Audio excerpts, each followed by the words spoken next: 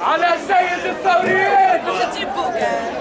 إذا غامرت في شرف الملوم فلا تطمح بما دون النجوم، فطعم الموت في أمر حقير كطعم الموت في أمر عظيم.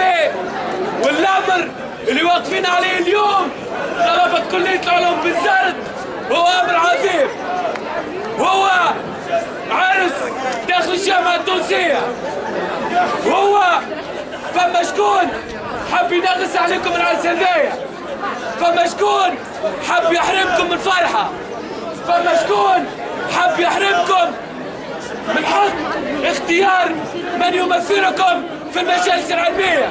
رغم هذا الكل وبعد الحمد لله رب العالمين تمت هذه الفرحة، وفرحوا كلية العلوم بالزرد اليوم.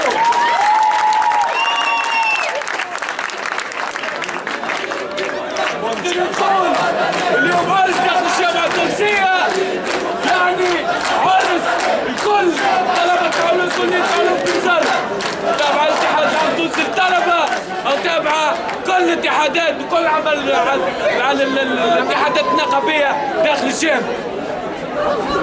أما بعد زملاء الطلبة زميلات الطالبات،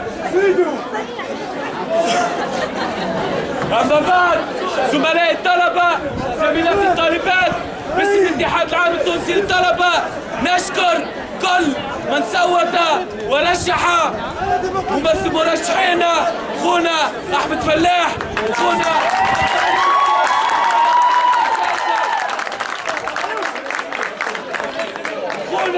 صديق الماكني على مرحلة الماجستير والدكتوراه.